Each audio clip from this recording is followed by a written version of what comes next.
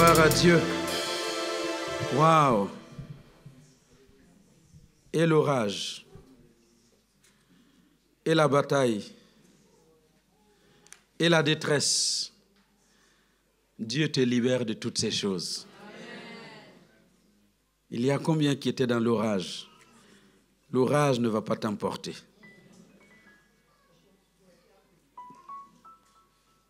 Il y en a combien qui étaient dans la bataille? Dis à ton voisin, tu sortiras victorieux de ta bataille.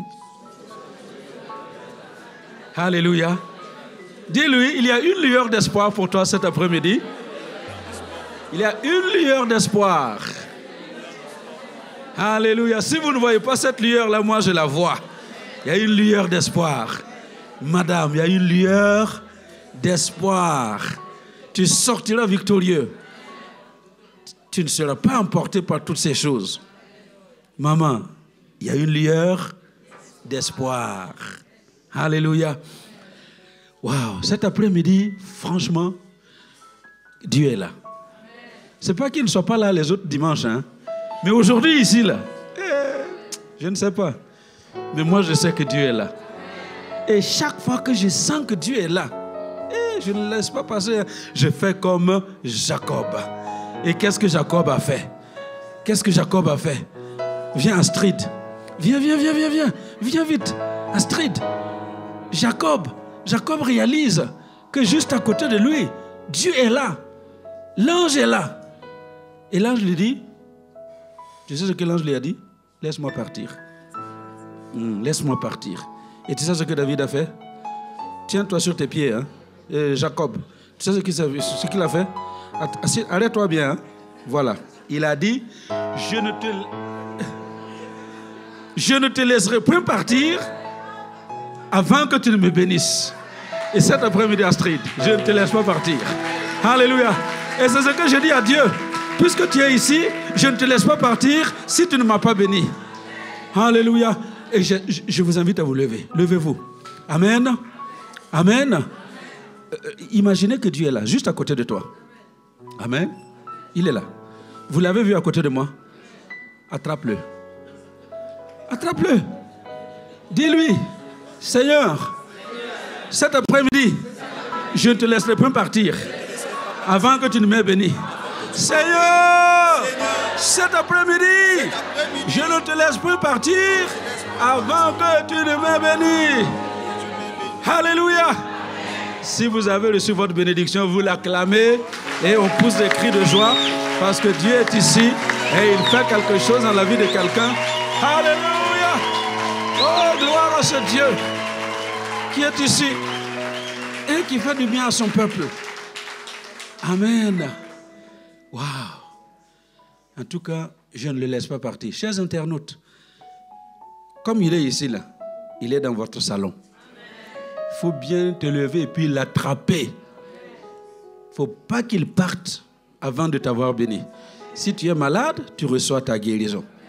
Voilà, maman Déborah, toi qui nous suis là, lève le bras gauche. Voilà, fais le bras gauche comme ça, maman Déborah. Voilà, le bras qui ne peut pas aller jusqu'à la tête, là, fais comme ça jusqu'à la tête. Au nom de Jésus. Parce que c'est ce que j'ai dit à Dieu. Je ne te laisse pas partir tant que tu n'as pas béni maman Déborah. Alors fais comme ça. Alléluia. Gloire à Dieu. Et puis les parents du petit Isaac, si vous m'écoutez, prenez-le et dites-lui, aujourd'hui c'est aujourd'hui. Dieu t'a guéri. Amen. Et si tu es malade, Miraldo, toi qui es là, Auréa Center, tu nous suis. Eh bien, Dieu te touche aujourd'hui. Parce que je refuse que quelqu'un au milieu de nous continue de souffrir de la maladie pendant que nous avons Dieu de la guérison au milieu de nous. Alléluia. Et si vous, dans la salle, vous êtes malade ou vous avez été malade, recevez votre guérison. Parce que Dieu est ici. Il s'appelle Yahvé Rapha, le Dieu qui nous guérit de toutes nos maladies. Et quand lui, il guérit, waouh, il guérit parfaitement. Alléluia. Gloire à Dieu. Amen. Merci beaucoup à l'équipe de louange. Vous avez été formidables. Nous pouvons les applaudir. Hein? Merci. Merci. Je vous invite à prendre place. Je vais vous donner un peu de matière et puis on va pouvoir clôturer cette série que j'ai commencée avec ces actes qui produisent la consolation ou qui provoque la consolation. Alléluia. Je clôture aujourd'hui parce que dimanche prochain, nous aurons l'évêque, le bishop, Dr Léandre Miyuna, qui sera avec nous. Il va commencer dès jeudi. Jeudi 18h30, vendredi 18h30, samedi à 11h, nous aurons une rencontre avec tous ceux qui sont dans les ministères. Si vous êtes engagé dans un ministère, à 11h, soyez là. Les pasteurs assistants, les prédicateurs, tout le monde. Vous êtes à l'accueil, vous êtes au service d'ordre, vous êtes dans, comment les Américains appellent ça, beautification, ceux qui nettoient l'église, femmes de distinction. Hein, tout le monde, pour partager de bons moments avec l'évêque Léandre Miyuna. C'est un homme que Dieu utilise dans ces derniers temps avec des délivrances extraordinaires. Amen. Quand je dis délivrance, ce sont des délivrances extraordinaires. Donc, les cas psychiatriques, les gens qu'on est obligé d'attacher là parce que si on les laisse, ils se font du mal, ils font mal aux autres. Eh bien, Dieu se sert de lui pour accorder la délivrance à ces gens-là. Donc, si vous connaissez des gens qui ont des cas psychiatriques, qui sont à l'hôpital, faites-les sortir pour qu'ils viennent pendant ces 4 jours. Amen. Dieu va les visiter. C'est un homme de la parole, il est docteur de la parole de Dieu et c'est un bon enseignant. Il a l'onction et je vous conseille de ne pas rater une seule soirée, jeudi, vendredi et dimanche au culte. Amen. Et samedi à quelle heure? À 11h. Je vous attends. Alléluia. Oh oh. Voilà. Vous qui cherchez les délivrances là, venez. Délivrance est ici cette semaine. Dis à ton voisin, délivrance est à El Shaddai cette semaine. Alléluia. Et ça, c'est vraie délivrance là. Donc, venez.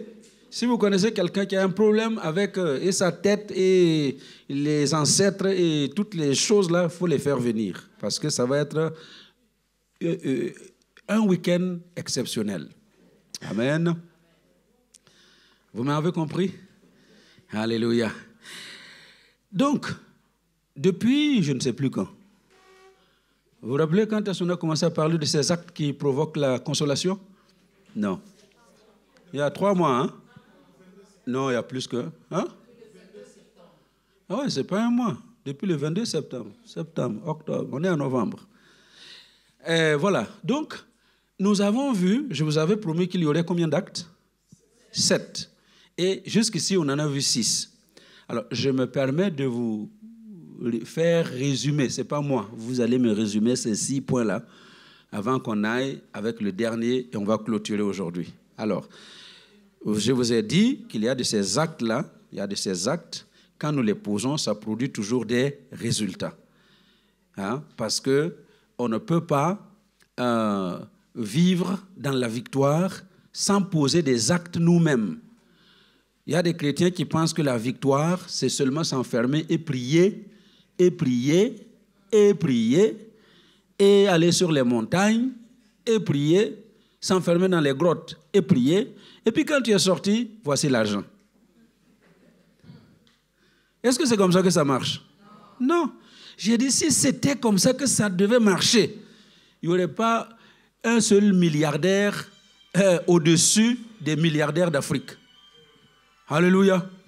Parce que, prier, on prie des...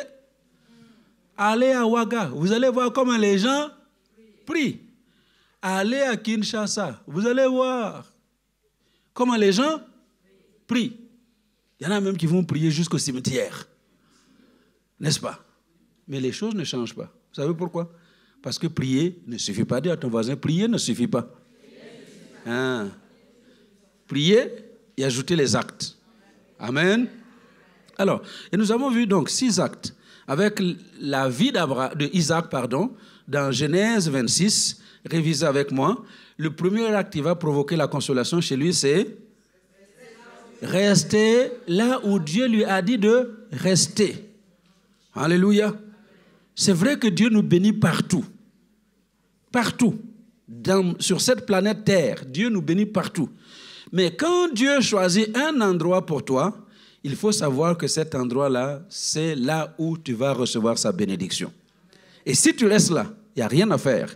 Dieu va te bénir. Tôt ou tard, tu verras la main de Dieu dans ta vie. Et c'est ce que Isaac a fait.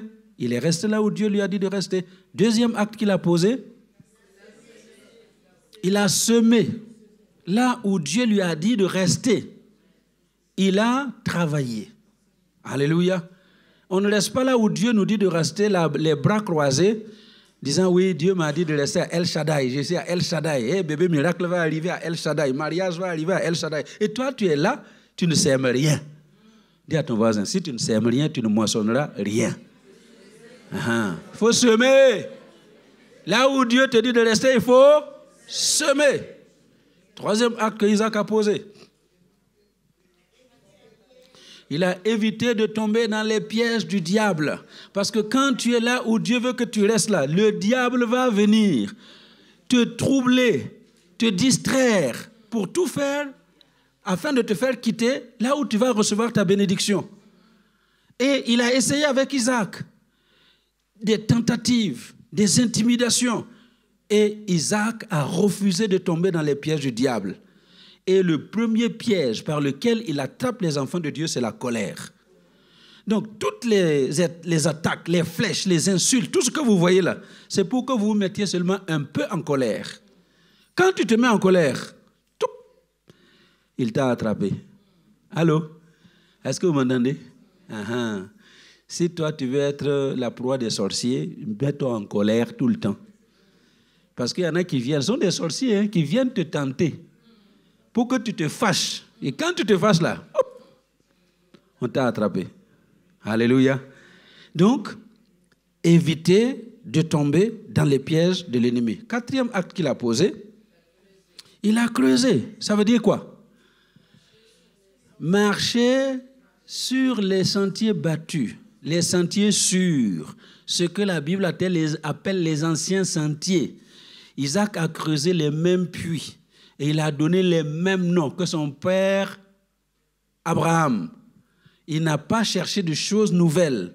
Et malheureusement, aujourd'hui, les chrétiens sont friands des choses nouvelles. Allô?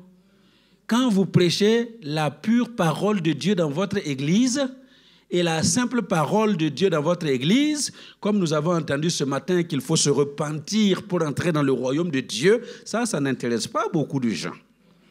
Ce que les gens veulent, ce sont les nouvelles choses. Vous savez quoi? Quand vous enlevez les cheveux de votre tête et puis vous les mettez dans je ne sais pas quelle huile, vous allez voir ce que ça va vous donner. Et les chrétiens sont, ah oui, je rase ma tête, je mets dans l'huile. Et puis on vous dit, non, venez. Moi j'ai été dans le pays de Galate, en Israël. J'ai ramené de l'huile de Galate. Dont parle la Bible, le baume de Galate.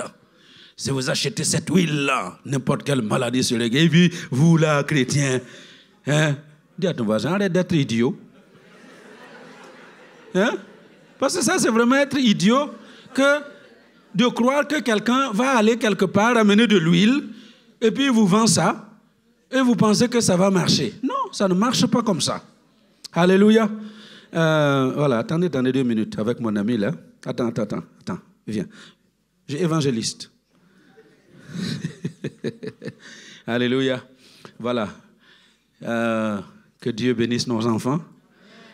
Vous savez pourquoi je ne refuse jamais? Quand un enfant vient ici, il ne faut pas le torturer. Allô? Il ne faut pas le torturer. Vous savez quoi? Laisse-le. Laisse-le. Laissez-le tranquille. Merci beaucoup. Amen. Ce petit-là, il doit garder un bon souvenir de l'église. Parce que ces petits faits ici sont enregistrés. Amen. Voilà, surveillez-le simplement pour que, vous voyez. Je veux que les enfants partent avec un bon souvenir de l'église. Amen. Et quand ils seront grands, ils ne vont pas se détourner de ce qu'ils ont vu, de ce qu'ils ont entendu. Je sais que nous avons un programme, nous avons notre façon de faire, ça ne fait pas poli, ça ne fait pas ci, ça ne fait pas ça. Oh! Voilà. Il est tranquille. Donc, rappelez-moi où est-ce que nous étions.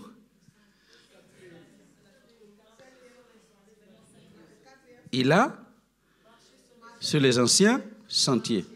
Et pendant que vous cherchez la consolation, il ne faut pas aller chercher de nouvelles choses. Parce qu'il n'y a rien de nouveau sous le soleil. Ce qui a été, c'est ce qui se fait aujourd'hui. Et ce qui se fait aujourd'hui, c'est ce qui se fera demain. Amen. 5e acte qu'il a posé, il a bâti un autel. Il a bâti un autel. Et j'ai insisté pour vous dire que l'autel, c'est cet environnement que vous créez. Alléluia. Vous créez un environnement où vous pouvez invoquer Dieu, appeler Dieu. Comme cette chaire-là. Vous savez que je peux monter sur l'estrade en haut là-bas, hein, dans le Kajibi là, et puis prêcher. Et vous allez entendre. Et pourquoi on ne parle pas prêcher là-bas? Vous savez que je peux aller derrière et parler et vous allez m'entendre. Pourquoi on ne parle pas n'importe où? Mais on parle du haut de cette chaire. Parce que cette place-là, c'est ce que nous avons choisi pour rencontrer Dieu. Alléluia. C'est notre autel. L'endroit où nous rencontrons Dieu, où nous parlons à Dieu et où Dieu nous parle. Donc c'est très important que chaque enfant de Dieu que nous sommes, nous ayons dans notre environnement, dans notre maison, même sur notre lieu de travail, un endroit où nous pouvons dire que cet endroit-là est dédié à Dieu, consacré à Dieu. Quand je vais là, c'est pour rencontrer Dieu. Alléluia. Ça peut être juste une chaise. Amen. Mais regardez, même dans votre maison, votre table à manger, les chaises sont disposées comment? En ordre. Hein? Maman jolie, ton mari, là, quand il va s'asseoir, il s'assoit où pour manger? Hein? Près de la porte. Il ne change pas. Hein? Chaque fois qu'il vient, il est là-bas. Hein? Pourquoi? Hein? Parce que c'est son endroit pour manger. Alléluia. Donc quand papa s'assoit là-bas auprès de la porte, là, tout le monde sait que maintenant, hein, c'est l'heure de... Pour rencontrer Dieu, c'est pareil. Il faut un endroit. Donc, dans votre maison, que les enfants sachent, que tout le monde sache que quand vous êtes en cet endroit-là, on doit vous laisser tranquille, vous allez rencontrer Dieu. Ça n'a rien à voir avec l'espace que vous avez dans votre maison. Il y en a qui disent, ah, moi, j'ai juste une chambre pour moi et ma famille. Même une chambre, ça suffit. Alléluia. Ok, donc, Isaac a bâti un autel. Et c'est important que toi aussi, tu bâtisses ton autel. 6e chose, qu'est-ce que nous avons dit dimanche passé? Il faut refuser la rancune. Il faut refuser la rancune. Rancunier qui ne pardonne pas. Ah, j'ai beaucoup aimé ce matin. Si vous n'étiez pas là, prenez le CD de la prédication de Papa Kofi. C'était excellent. La rancune, il y a des cœurs qui ne pardonnent pas. Tu dis de ta bouche que tu as pardonné, mais tes actes là montrent que il y a encore des choses derrière. Allô? Quand tu dis à quelqu'un, oui, je t'ai pardonné. Et puis, tu agis contrairement à ce que tu as dit. Tu lui montres que tu n'as rien pardonné du tout. Mais alors, rien. Alléluia. Alors, donc, refuser la rancune. C'est très important. Isaac a refusé la rancune. Quand les gens qui lui ont fait beaucoup de mal, Abimelech, son ami Isaac et le chef de son armée, Picol, sont venus, il les a reçus. Et il l'a fait au-delà de ce qu'ils attendaient. Ça, c'était la preuve qu'il n'y avait pas de rancune dans le cœur d'Isaac. Dis à ton voisin, s'il te plaît, vide ton cœur de toute rancune. Et vous-même, vous savez, pendant que vous parlez, là, pendant que vous entendez votre voisin parler, vous savez quelle est la personne que vous avez encore dans votre cœur. Vous-même, vous savez que si je rencontre lui là, si je le rencontre, il va à droite, j'irai à gauche. N'est-ce pas? Il faut vider ces choses-là de votre cœur. Et aujourd'hui, c'est la finale. Alléluia. C'est la finale. Aujourd'hui, le 7e acte que Isaac va poser pour vivre pleinement dans la consolation, c'est de refuser l'autosatisfaction. Dis à ton voisin, il faut que tu refuses l'autosatisfaction. L'autosatisfaction. Vous savez ce que c'est que l'autosatisfaction? Hein? C'est quoi l'autosatisfaction?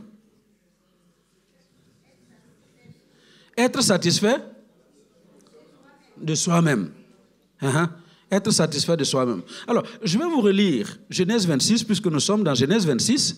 Genèse 26, versets 22 à 33, pour clôturer cette série sur les actes que nous devons poser si nous voulons vivre une totale consolation dans notre vie, comme Isaac l'a vécu. Alléluia. Alors, je vous invite à vous lever pour lire la parole de Dieu. Alléluia. Nous lisons ensemble. Il se transporta de là. Nous parlons d'Isaac. Et de là, là, c'est où? De là, c'est le verset précédent. Il était à Rehoboth. Isaac était à Rehoboth. On continue, parce que ça va s'expliquer soi-même. Dit, il se transporta de là et creusa un autre puits pour lequel on ne chercha pas querelle. Et il l'appela Rehoboth. Vous voyez? Donc, Isaac venait de creuser 2 puits. Il en a creusé un, on a cherché querelle. Et comment il l'a appelé? Ézek. Et il a creusé un deuxième. Et on a fait encore des bagarres avec lui. Et comment il l'a appelé? Sitna. Et voici la 3e tentative. Il se transporte de là, il creuse un autre puits pour lequel il n'y a pas de querelle. Il l'appelle Rehoboth. Car, dit-il, l'Éternel nous a mis au large maintenant. Dis à ton voisin que l'Éternel te mette au large. Dis à l'autre voisin que l'Éternel te mette au large. Et il ajoute la suite. Et nous prospérerons dans le pays. Dis à ton voisin que Dieu te rende prospère. Dans le pays. À l'autre voisin, que Dieu te rende prospère. Dans le pays. Que Dieu vous rende prospère. Là où vous êtes. Si vous êtes en France, que Dieu vous rende prospère en France. Si vous êtes en Belgique, que Dieu vous rende prospère en Belgique. Si vous êtes au Luxembourg, que Dieu vous rende prospère au Luxembourg. Si vous êtes en Hollande, aux Pays-Bas, que Dieu vous rende prospère aux Pays-Bas. Quel que soit le pays dans lequel vous êtes, que Dieu vous rende prospère. Là où vous êtes. Alléluia. Et regardez au verset 23. Il remonta de là. Il remonta d'où? Il remonta d'où? De Rehoboth. Moi, je croyais que Isaac, maintenant qu'il dit Dieu m'a mis au large et que je prospère dans le pays, eh bien, il va s'asseoir là et manger sa bénédiction, quoi. N'est-ce pas? Si vous étiez à la place d'Isaac, qu'est-ce que vous auriez pu faire? S'asseoir et savourer la bénédiction. Je m'assois, Dieu m'a mis au large. Je suis au repos. Je dors tranquille, pépélé. Et je mange bien. Et il me rend prospère. J'ai l'argent. Tout va bien. Et puis, c'est ce que Isaac fait. Verset 23. Et cet homme-là, j'ai dit, il n'a jamais assez. Dis à ton voisin, n'est jamais assez. Oui, il ne faut jamais avoir assez. La bénédiction, là, il ne faut pas avoir assez. Il n'y a que les chrétiens qui sont comme ça. Les milliardaires dans ce monde-là, ils ont les milliards et ils continuent de chercher encore les milliards. Parfois, je dis, mais ils veulent quoi? Il y a que les Pinots en France. Vous voyez, ils sont toujours en train de se battre pour gagner des milliards. Mais vous, là, petite bénédiction. J'ai acheté une maison, j'ai un travail, j'ai une voiture. Seigneur, merci beaucoup. Je suis béni. Dis à ton voisin, arrête d'avoir assez. Alors, et verset 23, maintenant, Isaac remonte de là à Beersheba. Alléluia. On continue. L'Éternel lui apparut dans la nuit et il dit, je suis le Dieu d'Abraham, ton père. Ne crains point, car je suis avec toi. Je te bénirai, je te multiplierai ta postérité. À cause d'Abraham, mon serviteur. Écoutez bien, écoutez. Dieu ne lui est pas apparu à Rehoboth. Allô? Donc, l'endroit où il a reçu la bénédiction, l'endroit où il pouvait s'asseoir et dire « Ah, je vais jouir de ma bénédiction », Dieu ne lui est pas apparu là-bas.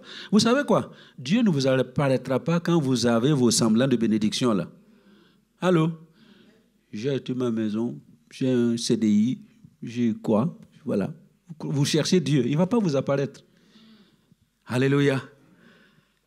Mais à Beersheba,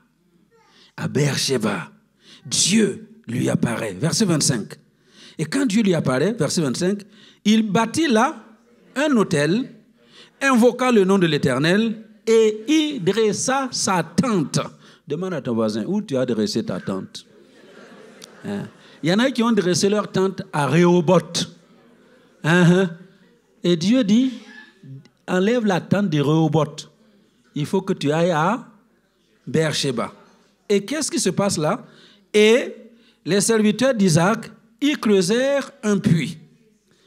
Abimelech, lisez avec moi, vint de Guérar auprès de lui, avec Ahuzat, son ami, et Picol, chef de son armée. Et Isaac leur dit, pourquoi venez-vous vers moi, puisque vous me haïssez et que vous m'avez renvoyé de chez vous? Et ils répondirent, nous voyons que l'Éternel est avec toi. C'est pourquoi nous disons qu'il y ait un serment entre nous et toi, et que nous fassions alliance avec toi.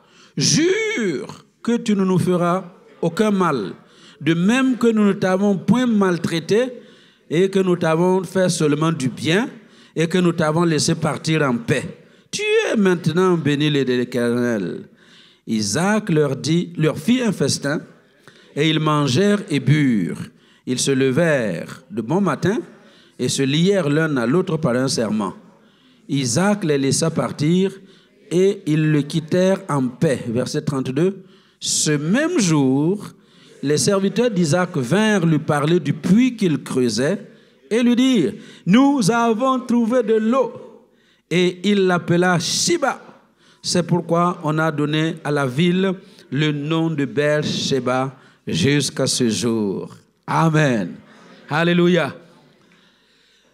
Il faut, merci beaucoup de prendre place, si nous voulons vivre dans une pleine consolation comme Isaac l'a vécu, la 7e chose à faire, le 7e acte à poser, c'est de refuser l'autosatisfaction. Alléluia. Dieu t'a béni jusqu'ici. 2 Samuel 12, 7. Jusqu'ici, l'Éternel nous a secourus. Ebenezer.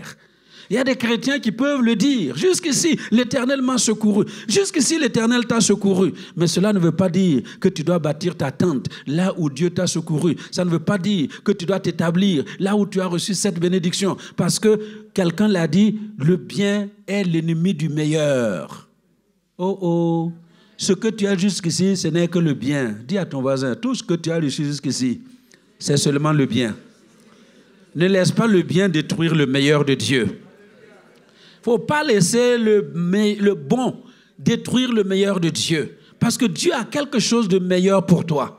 Et cet après-midi, j'aimerais vraiment insister dans la vie de quelqu'un que Dieu a préparé du meilleur, le meilleur. C'est pourquoi il disait à Ésaïe que si vous êtes docile et si vous avez de la bonne volonté, vous allez manger les meilleures productions du pays. Pas n'importe quelle production, mais les meilleures.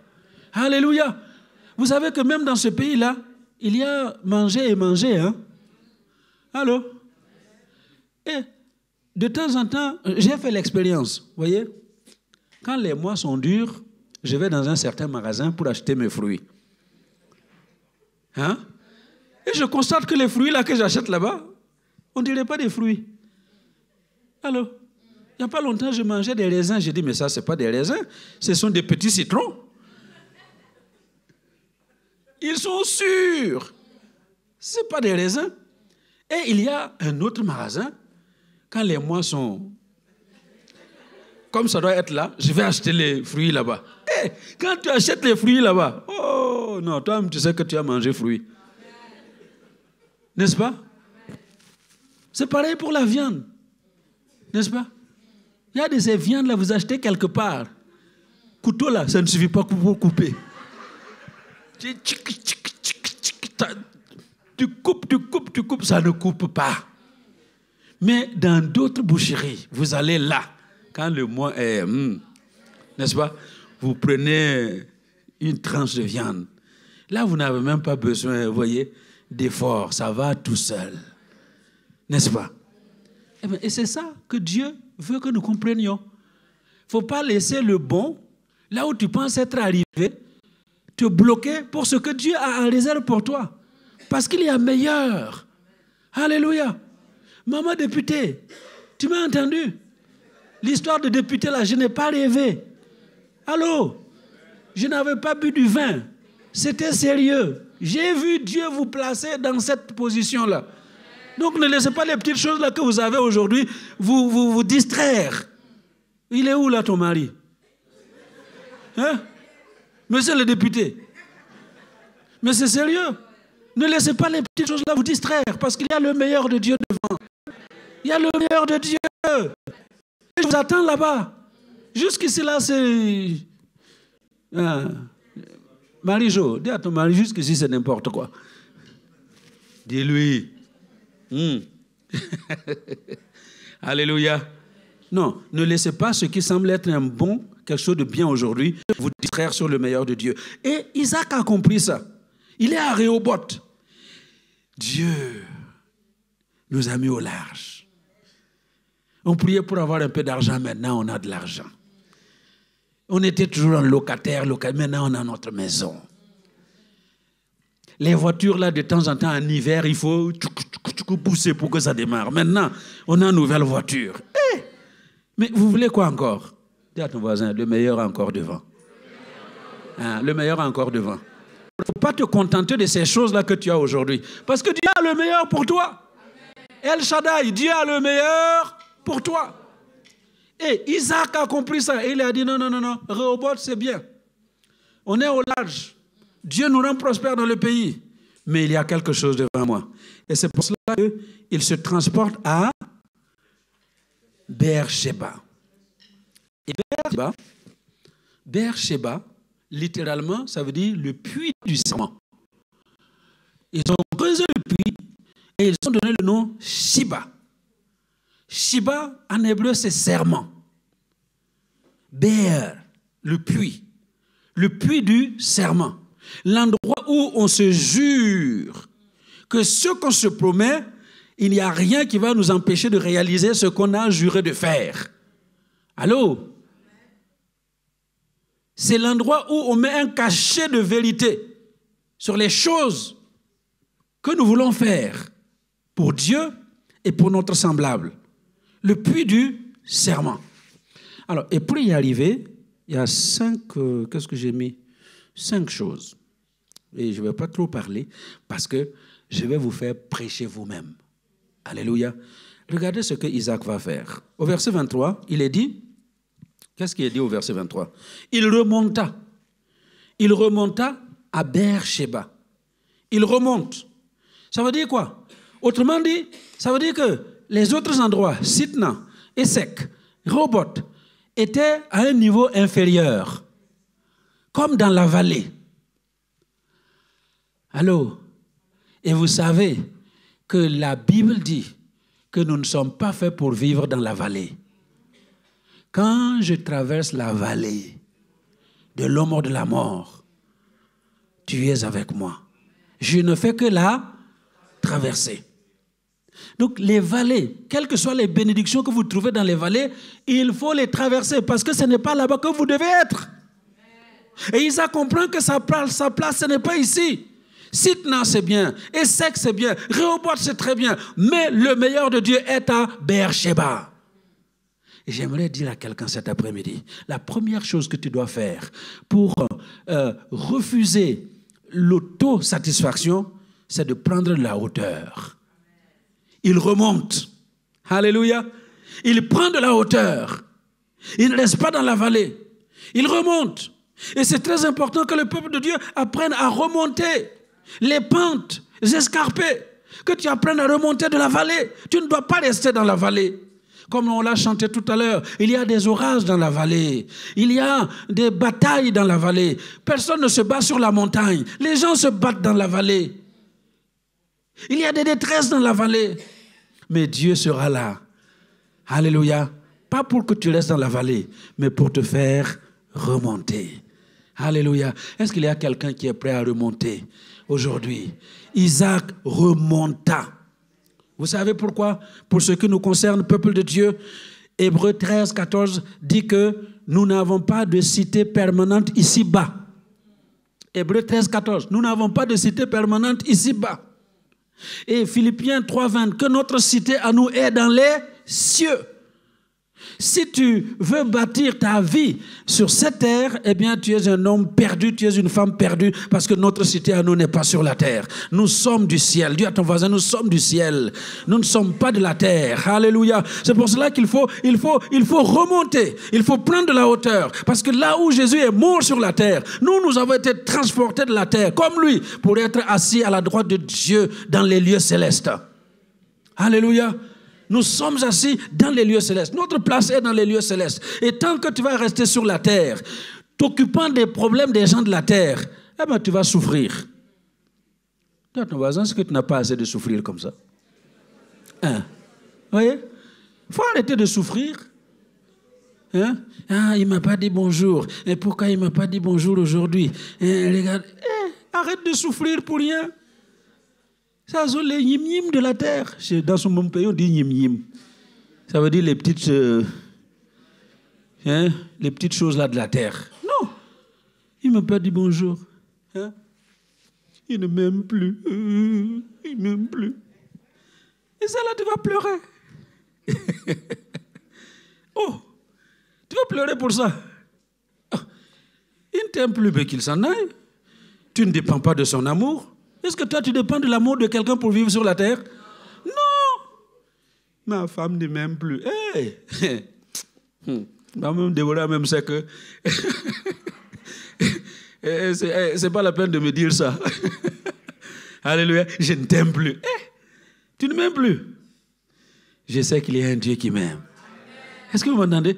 Donc vous allez passer votre vie sur la terre avec les petites bêtises de la terre, hein, les choses sans tête ni queue, et puis vous souffrez pour rien. Prends de la hauteur. Et Isaac prend de la hauteur. Il remonte à Beersheba. Et quand il arrive là, sur les sommets, qu'est-ce qu'il fait? Dieu d'abord lui parle. Tu veux que Dieu te parle? Ne reste pas dans la vallée. Prends de la hauteur. Alléluia. Et quand il arrive là, il bâtit un autel. Je ne vais pas faire une autre prédication parce que j'en ai déjà parlé. Bâtissez un autel. Surtout que ce matin, cet après-midi, vous avez ressenti que Dieu était là. Moi, je suis étonné de El Shaddai que même quand vous ressentez comme Dieu est là, il n'y a pas de gens avec la hardiesse de dire, Seigneur, je scelle ce moment-là avec toi. Hein? Je vous ai dit que l'autel, c'est ça. Hein? L'autel, c'est créer ce contact avec Dieu. Amen. Quand tu sais que Dieu est là, il ne faut pas seulement parler. Il faut créer un contact avec lui. Amen. Alors, c'est pour cela que de temps en temps, on met le panier là, ici. Quand tu sais que Dieu est là, sème quelque chose et dis, cette chose-là que je sème ici, c'est pour te dire qu'on a traité une alliance entre toi et moi. Et aujourd'hui, je sais que tu es là. Et tu sais que je suis là. Alléluia. Et nous sommes au courant l'un de l'autre. Et je pose cet acte-là pour que tu te manifestes et que tu ne m'oublies pas. De toute façon, il ne peut pas nous oublier. Alléluia. Donc, il bâtit un autel. Et ça, c'est la deuxième chose donc à faire. Si tu veux, hein, qu'est-ce que j'ai dit? Aujourd'hui, on parle de quoi? Refuser l'autosatisfaction. OK? Donc, prends de la hauteur si tu veux refuser l'autosatisfaction. Bâtir un autel si tu veux refuser l'autosatisfaction. Troisième chose qu'il fait, il invoque le nom de l'Éternel, son Dieu. Il invoque. Bâtir un autel, c'est une chose. Mais bâtir un autel sans invoquer Dieu ne sert à rien. On bâtit un hôtel pour pouvoir avoir un contact avec Dieu, pour parler à Dieu et pour laisser Dieu nous parler. Quand Élie, le prophète Élie, dans 1 Roi 18, il a eu ce conteste, comment on dit en français? Hein? Conteste. C'est pas un combat. Avec les prophètes de Baal. Bon, voilà. Il a eu cette confrontation. Cette confrontation avec les prophètes de Baal et les prophètes d'Astarté. 850 au total. Il a bâti un hôtel. Et il ne s'est pas contenté de bâtir un hôtel. Si ça, il avait seulement bâti l'hôtel, rien ne se serait passé. Il a bâti l'hôtel et quand il a fini de bâtir l'hôtel, il a offert le sacrifice. Amen. Et il a invoqué le nom de l'Éternel en disant que le monde entier, que ces gens-là qui m'entourent sachent, alléluia, que je suis ton envoyé. Et vous savez quoi? Le feu est tombé du ciel. Donc bâtir un hôtel, c'est une chose. Il faut bâtir l'hôtel et invoquer le nom de l'Éternel. Et c'est ce qu'Isaac a fait. Il a invoqué le nom de l'Éternel. Jérémie 29, vous connaissez ces passages-là. Jérémie 29, verset 12 à 14. Il dit, vous m'invoquerez et vous partirez. Vous me prierez et je vous répondrai. C'est la promesse de Dieu. Si nous l'invoquons, une fois que tu as invoqué l'Éternel, pars. Et pars avec cette conviction que le Dieu que tu as invoqué a entendu ta prière et il va t'exaucer. Alléluia. Jérémie 33, 3, vous connaissez tous ces passages. Invoque-moi au jour de la détresse, je te répondrai. Alléluia. Je te montrerai de grandes choses, des choses que tu ne connais pas. Dis à ton voisin, demande-lui, est-ce qu'il y a des choses que tu ne connais pas encore? Qu'est-ce qu'il dit? Regardez, laissez-moi Jérémie 33, 3. Qu'est-ce qu'il dit? Invoque-moi et je te répondrai. Je t'annoncerai de grandes choses, des choses cachées que tu ne connais pas. Waouh! Si tu bâtis ton hôtel et tu invoques l'Éternel, il va t'annoncer des choses que tu ne connais pas. Le psaume 55 dit presque la même chose, mais avec une autre variation. Il dit, invoque-moi au jour de la détresse. Je te répondrai et tu me glorifieras. Quand tu vas entendre les choses que tu ne connaissais pas, que Dieu t'aura montré, qu'est-ce qui va te rester? Quand tu vas sortir de ta détresse, qu'est-ce qui va rester? Tu vas glorifier Dieu. Et c'est pourquoi il dit, invoque-moi au jour de la détresse. Je te délivrerai et tu me glorifieras. Donc, cet après-midi, j'aimerais vraiment que nous soyons conscients que nous ne devons pas rester dans l'autosatisfaction. Il faut que tu sortes de là. Amen. Et comment on le fait? 1. Allô? Il faut prendre de la hauteur. 2. Il faut bâtir un hôtel. 3. Il faut invoquer le nom de l'Éternel. Et j'espère que quelqu'un va invoquer le nom de l'Éternel cet après-midi pour repartir libéré. 3e, combien? 4e chose qu'il fait, il dresse sa tente. Nous sommes toujours dans Genèse, Genèse 26, c'est au verset 25. Donc, il bâtit là un hôtel, invoqua le nom de l'Éternel et dressa sa tente. Il dresse sa tente. Waouh! Ça veut dire quoi? Il a dressé sa tente. Ça veut simplement dire une chose. Première chose, que Isaac décide de marquer une pause. Allô? Parce que c'était un nomade. Il voyageait d'un point à l'autre. Mais dresser sa tente quelque part, c'est dire, je marque une pause. Dieu s'est manifesté à moi, j'ai entendu la voix de Dieu, j'ai décidé de créer ce contact avec lui, je marque une pause. Il faut arrêter de tourner en rond. Il faut arrêter de toujours vouloir aller de l'avant tout seul. Il y a trop de chrétiens qui devancent Dieu dans bien des choses. Avant de commencer à prier, tu es déjà 5 mètres plus loin. Allô? Comme ces filles-là. Vous me menez un garçon Ah, pasteur, voilà, c'est mon ami. J'ai dit, ton ami, à quel niveau? C'est mon ami. Ah non, c'est mon petit ami. Oh, ok, petit ami. Et vous faites quoi? Je suis chez lui. Et maintenant, tu viens me demander de prier? Je vais prier quoi? Qu'est-ce que je vais demander? Pâques a devancé Noël.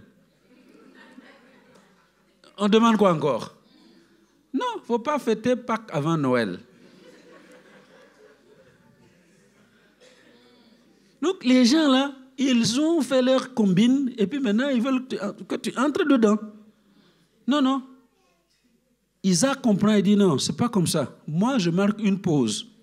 Alléluia. Deuxièmement, je me stabilise. Donc, dresser sa tente, c'est marquer une pause dans sa marche et puis se stabiliser. La stabilité, c'est qu'on peut te trouver là où tu es. Si on te cherche, on sait où te trouver. Les nomades, on ne sait pas où les trouver. Il y a trop de chrétiens nomades. Il y a tel qui est venu à Marseille. Moi, je cours à Marseille. Ah, il y en a un autre qui est venu à Kuala Lumpur. Eh bien, je vais à Kuala Lumpur. Et on prend les trains. On est toujours en train de voyager. Qu'on te trouve là où tu es. Est-ce qu'on se comprend? Il fixe, il dresse sa tente. Alléluia. Donc, chrétiens de El Shaddai, arrêtez-moi cette histoire-là de je suis allé là-bas, je vais aller ici, je vais faire ceci, je vais faire cela. Ça, c'est de la distraction. Alléluia. Dieu vous a préparé des mets succulents ici et Dieu veut vous nourrir ici. Imaginez-vous là, vous qui êtes parents, maman jolie, tu as ces belles filles-là que... n'est-ce pas? Aujourd'hui, non? Maman, non, nous, on ne mange pas chez toi. On va aller manger chez Tata Germaine. Et encore, là, si on te demande la permission, parce que les chrétiens de El Shaddai, c'est ça. On ne vous demande pas la permission, vous entendez seulement, on est parti là-bas. Vous avez votre maison où vous devez manger. Vous ne devez pas aller manger à gauche et à droite. Vous allez attraper des maladies bizarres. Et c'est comme cela que beaucoup sont malades. Il y a des chrétiens malades. Allô? Ils sont malades. Ils attrapent des indigestions. Parce qu'on se nourrit de choses ailleurs et quand vous venez, on vous donne la nourriture d'ici, vous ne savez plus digérer. Alors que c'est de cette nourriture que vous devez digérer et entrer dans ce que Dieu a préparé pour vous. Isaac comprend que non, ici, là, fini le nomadisme. Je fixe ma tente, j'installe dans ma tente, et si on veut me trouver, on va me trouver là. Alléluia. Et c'est là où je dis à Dieu, vous voyez, moi je dis toujours à Dieu, quand quelqu'un dit oui, pasteur Adama, voilà, Dieu a préparé, Dieu veut faire quoi pour toi? Je dis, écoutez, Dieu connaît mon adresse. Allô? Il sait où je suis, hein? Alléluia. Il sait que je suis là où il m'a placé. Oh! Vous savez, les occasions de partir de Luxembourg sont nombreuses, hein? Allô? Aller dans des endroits où les gens sont bien, quoi. Donc, vous êtes très bien ici, hein? Mais je peux vous assurer qu'en d'autres endroits, voilà, vous arrivez là, voilà, on sait qu'il y a un pasteur qui arrive, n'est-ce pas? Et puis voilà, et puis ils ne parlent pas en vous donnant, hein? Ils vous donnent sans parler, n'est-ce pas? Il y a des endroits comme ça. Et ces endroits-là, il y en a beaucoup. Mais j'ai dit non, moi je ne peux pas me lever parce qu'on me propose un salaire ou on me propose quoi à gauche et à droite. Je vais être là où Dieu veut que je sois. Et pour le moment, c'est El Shaddai. Donc, si Dieu me cherche, il va me trouver à El Shaddai. Amen. Même quand je vais ailleurs, comme je vais aller au Nigeria pour Dr Wumba, je ne vais pas en tant qu'Adama. Partout où je passe, c'est en tant que El Shaddai. Amen. Je vais au séminaire à Ouagadougou, c'est en tant que El Shaddai. Donc, je ne parle pas en mon nom, parce que mon nom n'est rien. Et mon nom ne fera rien. Mais au nom du Seigneur, l'endroit où il m'a placé, il doit me trouver là. Alléluia. Est-ce que vous m'avez bien compris? Donc, il faut dresser une tente, votre tente, pour marquer une pause, pour rechercher la stabilité. Et troisièmement, pour penser à l'avenir. Pas à votre propre avenir, mais l'avenir pour ceux qui viendront après vous. Pour vos enfants. Vous voyez, Isaac a fait un peu comme son père. Et son père Abraham. Abraham est arrivé lui aussi à Guérar. Il est arrivé à Guérar puisqu'il a creusé les puits qu'avait creusé Abraham. Au temps d'Abraham, Genèse 21, c'est presque la même chose. En fait, Isaac a vu faire son père et il a fait la même chose. Écoutez, en ce temps-là, Genèse 21, verset 22 à 34, en ce temps-là, Abimelech, accompagné de Picol, chef de son armée, parla ainsi à Abraham. Dieu est avec toi dans tout ce que tu fais. Jure-moi maintenant, ici, par le nom de Dieu, que tu ne tromperas ni moi, ni mes enfants, ni mes petits-enfants, et que tu auras pour moi et le pays où tu séjournes la même bienveillance que j'ai eue pour toi. Abraham dit, je le jurerai. Mais Abraham fit des reproches à Abimelech au sujet d'un puits d'eau dont s'étaient emparés de force les serviteurs d'Abimelech. Abimelech répondit, j'ignore qui a fait cela, cette chose-là. Tu ne m'en as point informé, et moi je ne l'apprends qu'aujourd'hui. Et Abraham prit des brebis et des bœufs qu'il donna à Abimelech, et ils firent tous deux alliance. Verset 28. Abraham mit à part cette jeune brebis. Et Abimelech dit à Abraham, qu'est-ce que c'est cette jeune brebis que tu as mise à part? Il répondit, tu accepteras de ma main ces 7 brebis afin que cela serve de témoignage que j'ai creusé ce puits. C'est pourquoi on appelle ce lieu Beer-Sheba. Car c'est là qu'ils jurèrent l'un et l'autre. Ils firent donc alliance à Beer-Sheba. Après quoi, Abimelech se leva avec Picol, chef de son armée, et il retournait au pays des Philistins. Abraham planta des tamaris à Beer-Sheba. Et là, il invoqua le nom de l'Éternel, Dieu de l'éternité. Abraham séjourna longtemps dans le pays des Philistins. Alléluia. Est-ce que vous voyez, là où Abraham sème des tamaris, Isaac dresse sa tente. C'est la même chose. Abraham dresse des tamaris et il plante des tamaris. Ce sont des arbres qui ne produisent pas du jour au lendemain. Ça met du temps. Et il n'a pas planté en pensant à lui. Il a planté en pensant aux générations futures. Et j'aimerais que quelqu'un de El Shaddai me comprenne cet après-midi. Tout ce que tu cherches, tout ce que tu as, tout ce que Dieu te donne, tu dois le recevoir en pensant à la génération qui vient après toi. Alléluia. C'est pour cela que j'encourage le peuple de Dieu à ne pas consommer tout ce que Dieu vous donne. Il faut penser à notre postérité. Alléluia.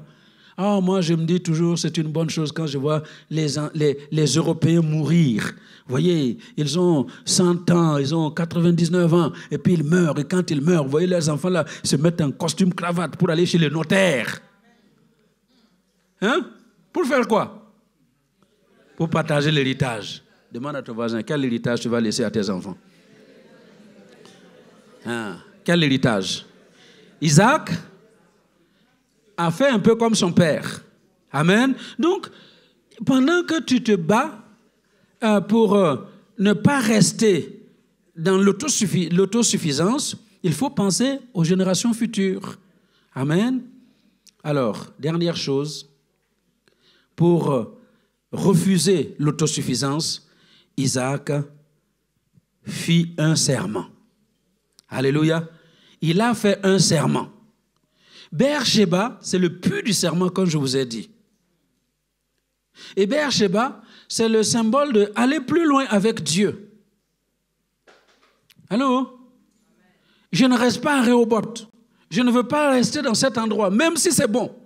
Je vais aller plus loin avec Dieu pour traiter un serment, une alliance avec Dieu. Est-ce que quelqu'un est prêt à traiter une alliance avec Dieu aujourd'hui? Que ce dimanche soit un tournant dans ta vie. Que tu ne retournes plus comme tu es venu. Mais qu'à partir d'aujourd'hui, quelque chose démarre de nouveau dans ta vie.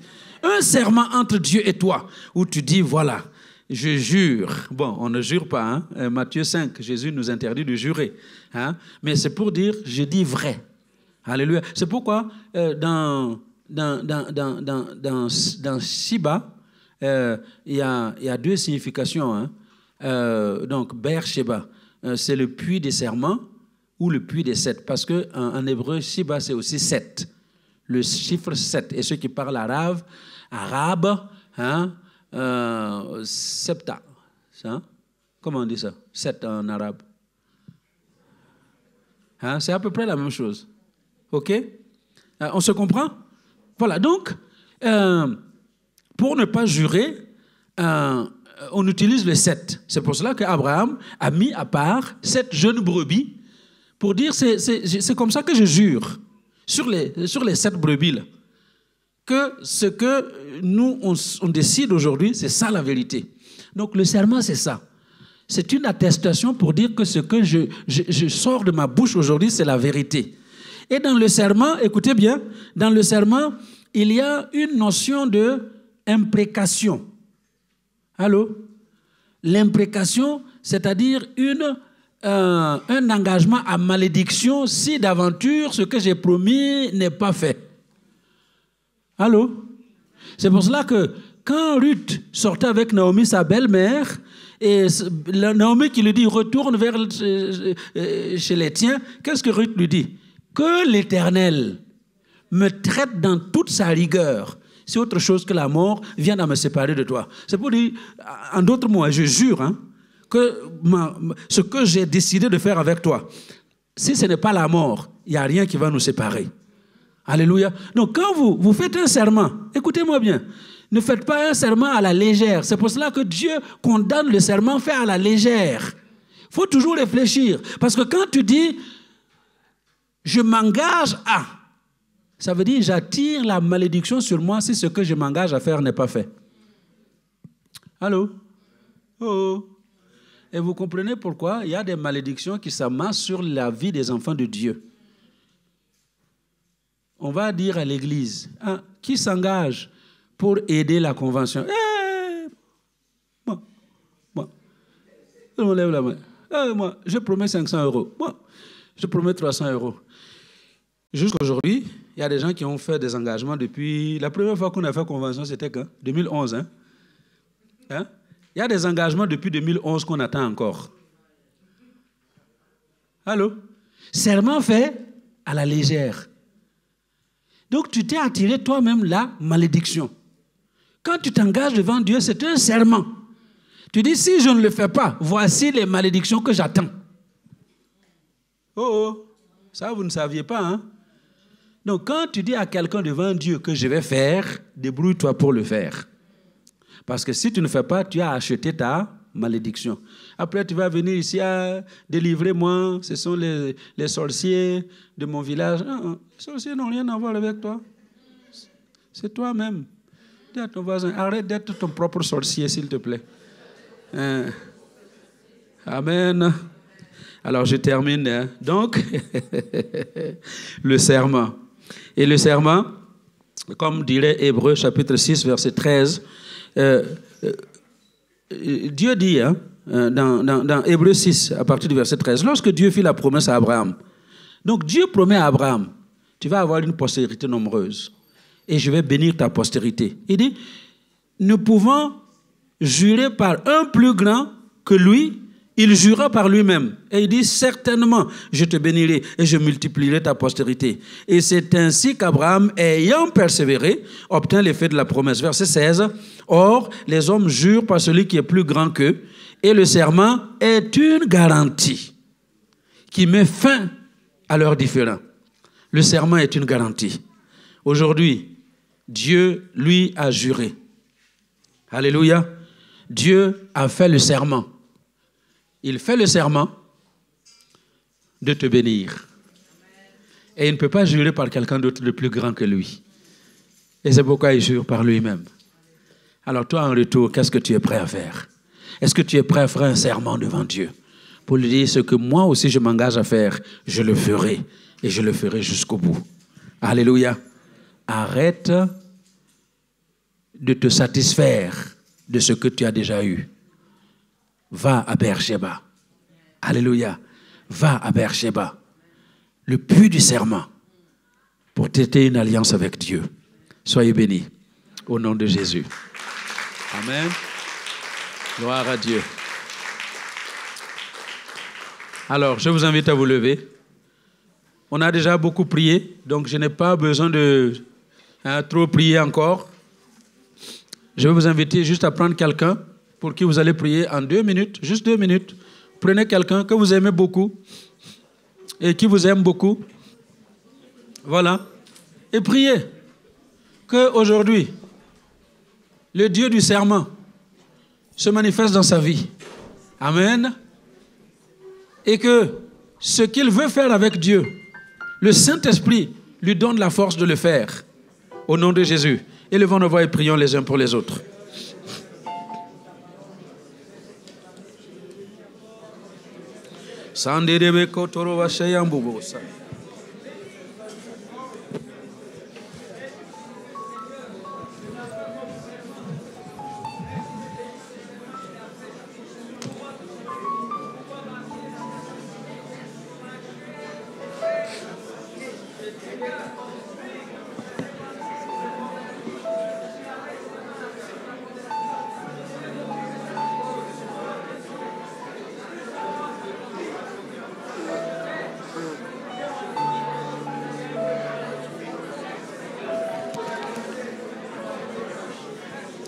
Amen.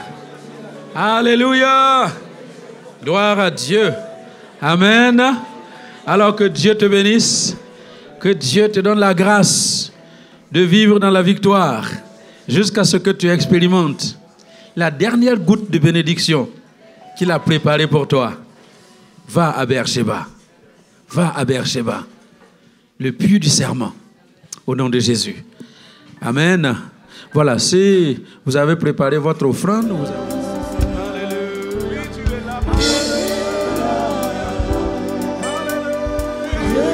Dieu est là cet après-midi pour quelqu'un. Dieu est là pour toi. Dieu est présent en ce lieu pour toi. Dieu est là pour toi. Orage, bataille, détresse. Dieu est là pour toi. Il y a des hommes qui sont en train de traverser l'orage, mais Dieu est là pour tous ceux qui traversent l'orage. Il y en a qui sont dans la bataille, au fond de la bataille, mais Dieu est là pour toi qui es dans la bataille. Il y en a qui sont dans la détresse. Dieu est là pour toi qui es dans la détresse. C'est pourquoi cet après-midi, nous tournons nos regards vers celui qui est là, le seul qui soit en mesure de nous sortir vivants de l'orage, le seul qui soit en mesure.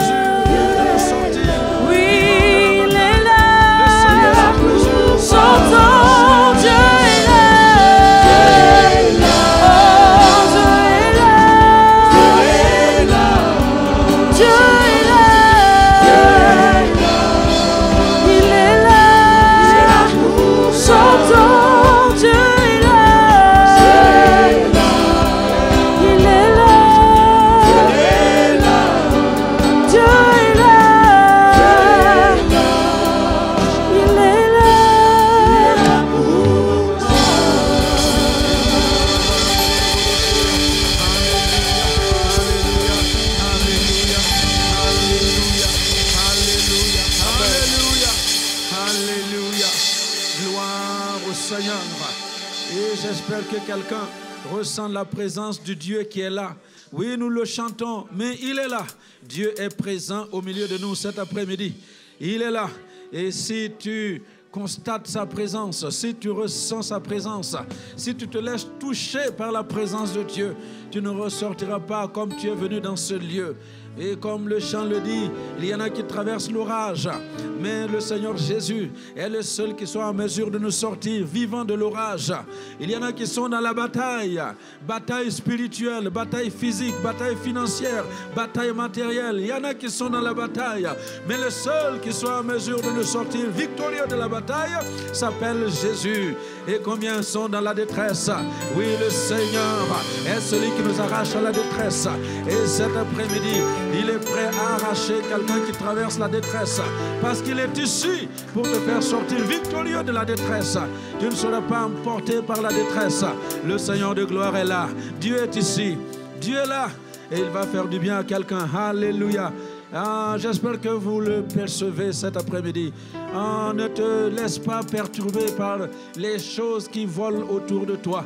Ne te laisse pas perturber par ce que tu ressens.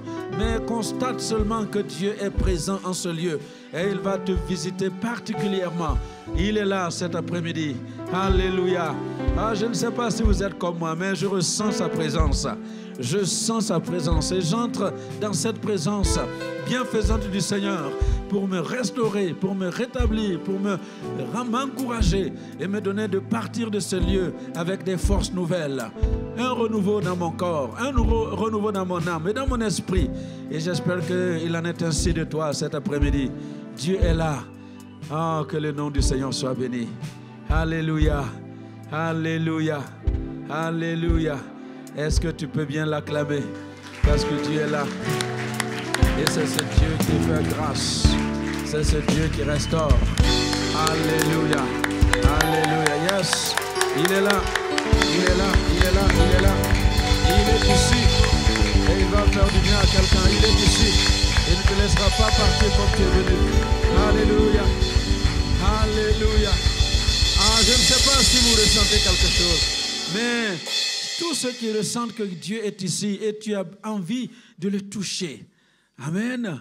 Dieu est ici. Et tu sais que si tu le touches cet après-midi, ton problème est parti. Et pour moi, la présence de Dieu est tellement palpable cet après-midi que je veux toucher cette présence. Alléluia. Donc celui qui est venu ici avec un problème particulier, je ne parle pas du problème de tous les jours. C'est un problème particulier. Et tu es venu avec cette attente particulière. Tu es venu avec cette conviction dans ton cœur qu'aujourd'hui c'est ton culte. Ce n'est pas le culte de tous les dimanches, mais aujourd'hui c'est ton culte. Et tu sais que si tu touches le pan de la robe du Seigneur aujourd'hui, quelque chose va se passer dans ta vie. Ceux qui sont venus avec cette attente-là, venez rapidement. Je vais prier pour vous avant d'aller plus loin. Rapidement, parce que Dieu est ici. Et je vais demander à la chorale, l'équipe de louange, de me reprendre le refrain de ce chant, parce que Dieu est là. Alléluia. Tous ceux qui veulent toucher le Dieu qui est là, parce que tu es venu déjà avec cette attente dans ton cœur. Approche-toi, on va prier. Et ce Dieu qui est là va te toucher. Il va te libérer, il va te guérir, il va opérer le miracle que tu attendais de lui. Au nom de Jésus, avancez, avancez encore, avancez s'il vous plaît. Voilà, avancez. Merci beaucoup. Alléluia. Yes, le Dieu grand et redoutable est là. Le Dieu tout-puissant est là. El Shaddai est ici. Le Seigneur qui agit est là pour faire du bien à quelqu'un. Alléluia. Oh, gloire à Dieu. Merci pour ta présence qui change les choses et qui nous permet d'entrer dans ce que tu as préparé pour nous. Alléluia. Pasteur Marlène, si vous voulez venir prier pour les gens. Hein? Alléluia. On va gagner du temps. Papa Kofi, Pasteur Angata, venez. Imposez les mains. Il me semble avoir vu Didier. Voilà. Imposons les mains aux uns et aux autres. Et écoutez-moi bien. Avant d'imposer les mains, écoutez-moi bien. Dieu est ici. Dieu est là. Et sa présence que vous ressentez palpable, c'est cette présence de Dieu qui va vous libérer. Donc ne partez pas avec votre problème. Une fois qu'on a prié pour vous, partez en disant, mon problème est resté à la chair. Mon problème est resté devant le Seigneur. Alléluia. Merci. Vous pouvez prier. Merci beaucoup. Yes, Seigneur. Tu es là. Tu es là. Tu es là. Tu es là. Dieu est là. Dieu est là. Il est là. Il est là pour chantons. Dieu est là. Dieu est là. Oui, il est là. Dieu est là. Oh, Dieu est là. Dieu est là. Il est là.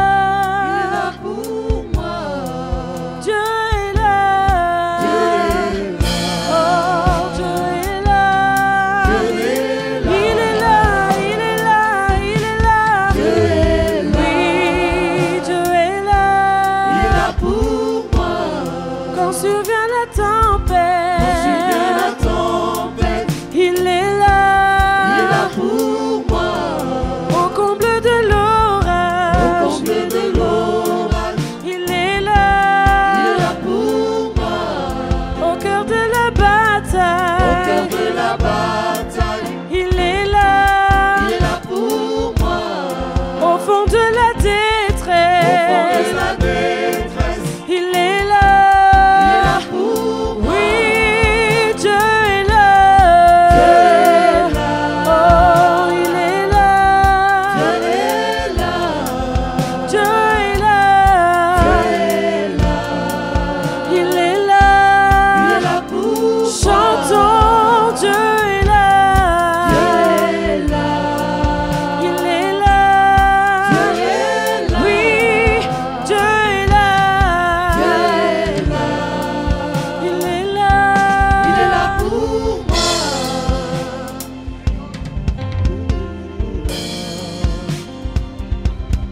Dieu est là.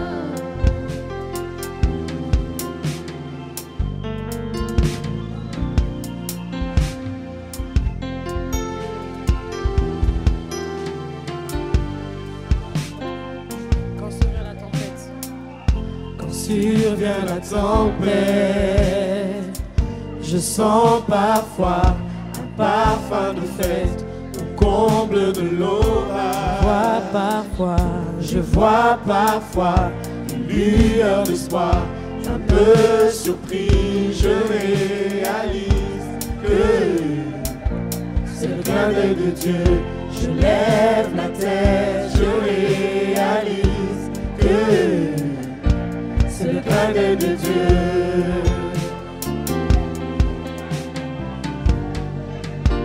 Au cœur de la bataille. Au cœur de la bataille, je sens parfois un parfum de fête au fond de la détresse. Je vois parfois une lueur d'espoir. Un peu surpris, je réalise que c'est le clin d'œil de Dieu. Je lève la tête, je réalise que c'est le clin d'œil de Dieu. Dieu est là. Dieu est là. Dieu est là. Il est là pour moi. Dieu est là. Dieu est là. Dieu est là. Dieu est là. Il est là. Il est là pour moi. Oui, Dieu est là. Oh, tu es là.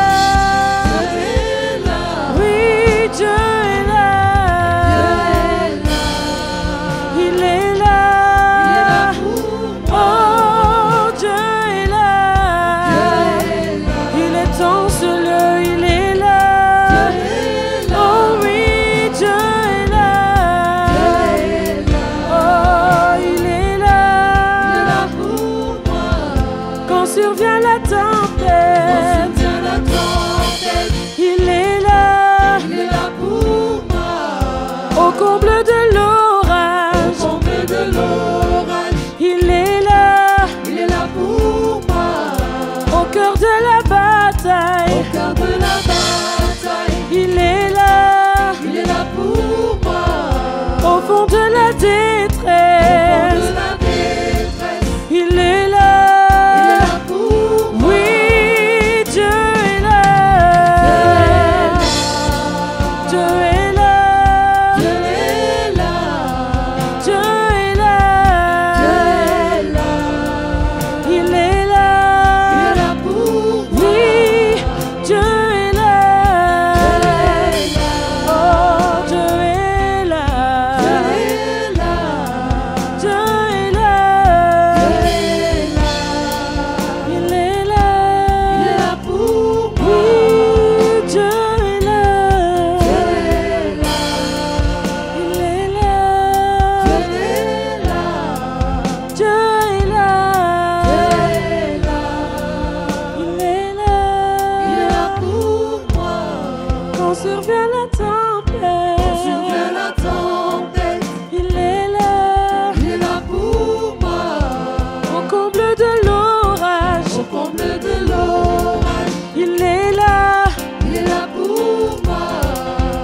cœur de la bataille, au cœur de la bataille, il est là pour moi. au fond de la Au détresse, fond de la détresse, il est il là. est là pour moi. Oui, Dieu est là. Dieu est là. Dieu est là, Dieu est là. Dieu est là, Il est là. il est là pour moi. Oh, Dieu est là. Dieu est là, Oui, Dieu est là. Dieu est là, Dieu est là. Dieu est là, Dieu est là. il est là pour moi. Dieu est là, Dieu est là, Dieu est là, il est là pour moi. Dieu est là, Dieu est là, Dieu est là, il est là pour moi. Quand survient la tempête, il est là pour moi.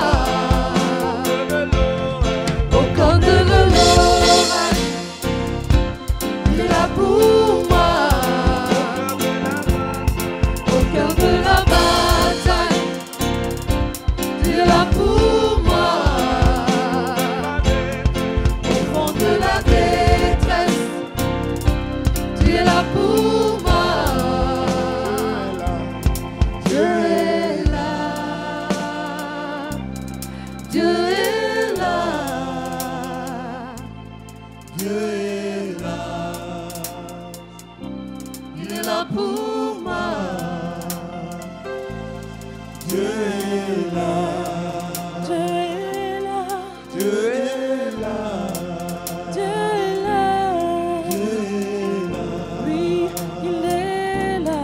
il est là pour moi. Oh, Dieu est là. Son esprit est là. Oui, Dieu est là. Oh, il est là.